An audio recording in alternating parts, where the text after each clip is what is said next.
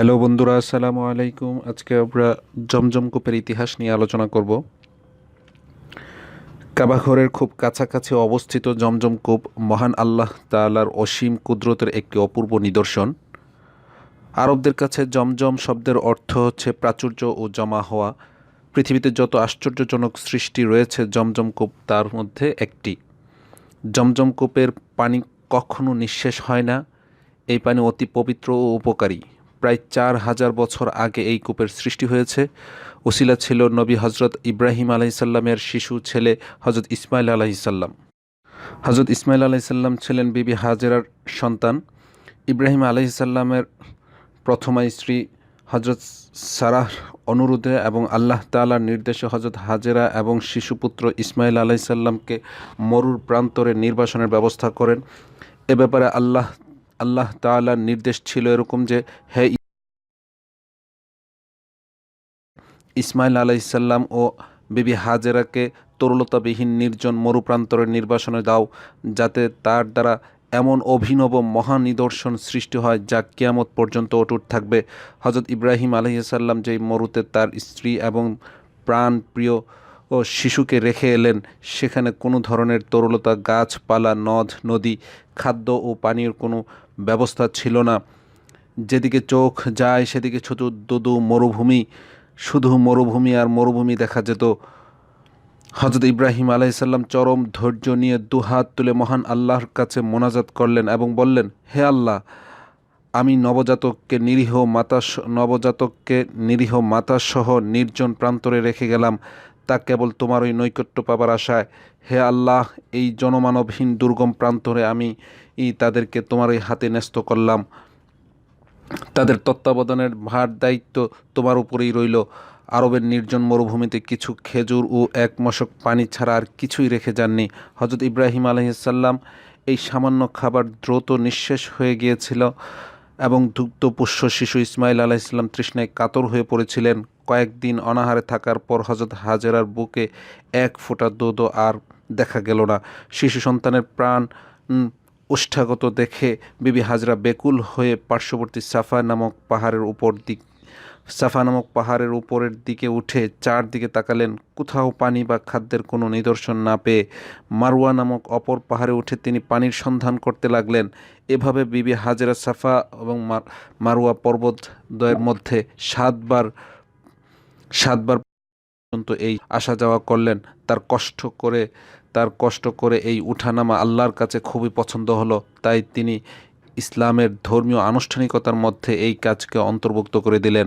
মহান আল্লাহ তাআলা হজ ও ওমরার সময় সাই করাকে সাফা মারওয়ার 7বার চক্কর দেওয়ার মধ্যে সামিল করলেন। হজরত হাজেরা ও শিশু ইসমাইল আলাইসাল্লামের স্মৃতিচিহ্ন স্বরূপ হজের অঙ্গরূপে কিয়ামত পর্যন্ত এই সাই অটুট থাকবে। আল্লাহ তাআলা বিবি হাজরার এই বেকুলতা দেখে ফেরেশতা জিবরাইল আলাইসাল্লামকে দুনিয়ায় পাঠিয়ে দেন এবং তিনি স্বীয় পাখার আঘাতে শিশু ইসমাইল আলাইসাল্লামের পায়ের আঘাতের স্থানে নিচ থেকে কুদরতি পানির এক পবিত্র উৎস রচনা করে দেন। হঠাৎ সৃষ্ট এই অলৌকিক ঝর্ণা দ্বারা হজরত হাজেরার চোখে পড়ল। তিনি আনন্দিত হলেন। তিনি এই পানি শিশুপুত্র ইসমাইলকে পান করান এবং নিজেও প্রাণ ভরে পান করে মহান আল্লাহর শুকরিয়া আদায় করেন। পানির প্রবাহ নিঃশেষ হয়ে যাওয়ার আশঙ্কায় তিনি চতুর্দিকে দ্রুত বালুর বাঁধ দিয়ে পানি আটকাতে চেষ্টা করেন, কিন্তু পানির প্রবল বেগে প্রবাহিত হওয়ার কারণে বাঁধ ভেঙে যেতে থাকে।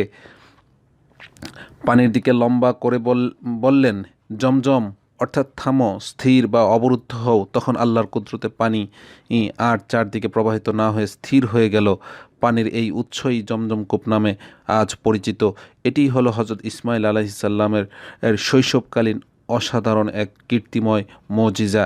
জমজম কূপের পানি কয়েক শতাব্দী পর হঠাৎ করে বন্ধ হয়ে যায়। প্রায় ৫০০ বছর জমজম কূপটি অজ্ঞাত অবস্থায় পড়ে থাকে। কেউ এর সন্ধান দিতে পারেনি। এখন থেকে প্রায় ১৫০০ বছর আগে রাসূল সাল্লাল্লাহু আলাইহি সাল্লামের পিতামহ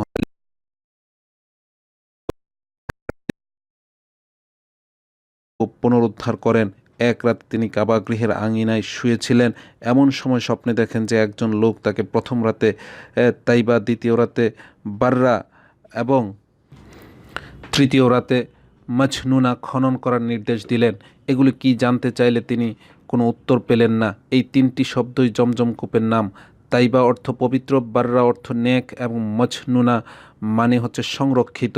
এরপর চতুর্থবারে এরপর সে চতুর্থ রাতে পুনরায় ওই ব্যক্তি এসে আব্দুল মুত্তালিবকে জমজম কূপ খনন করার নির্দেশ দিলেন। আব্দুল মুত্তালিব জিজ্ঞেস করলেন তা কি?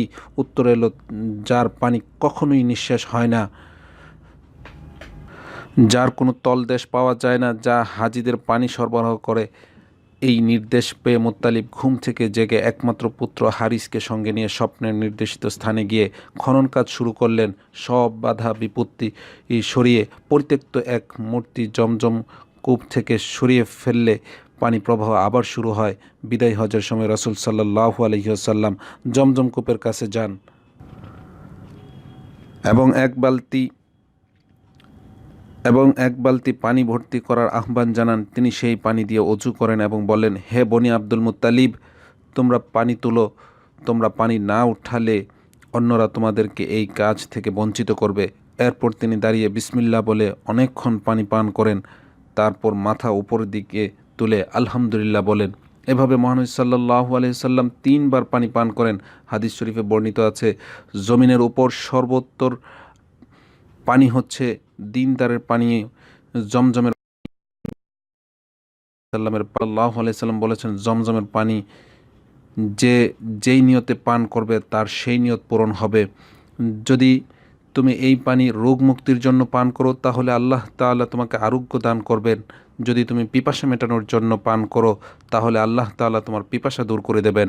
যদি তুমি ক্ষুধা দূর করার জন্য তা পান করো তাহলে আল্লাহ তাআলা তোমার ক্ষুধা দূর করে তৃপ্তি দান করবেন। এটি জিবরাইল আলাইহিস সালামের পায়ের গোড়ালির আঘাতে হযরত ইসমাইল আলাইহিস সালামের পানীয় হিসাবে সৃষ্টি হয়েছে। সুদীর্ঘ কয়েক শতাব্দী পর সৌদি সরকার আধুনিক মেশিনের সাহায্যে জমজম কূপ পুনরায় খনন করেন। হাজিদের সুবিধার্থে কাবা গৃহের সম্মুখে জমজম কূপের অদূরে নারী ও পুরুষের জন্য পৃথক 2টি স্থান তৈরি করা হয়েছে। দৈনিক অগণিত আল্লাহর মেহমান হাজিরা কাতার বেঁধে সেখান থেকে তৃপ্তি সহকারে পানি পান করছেন।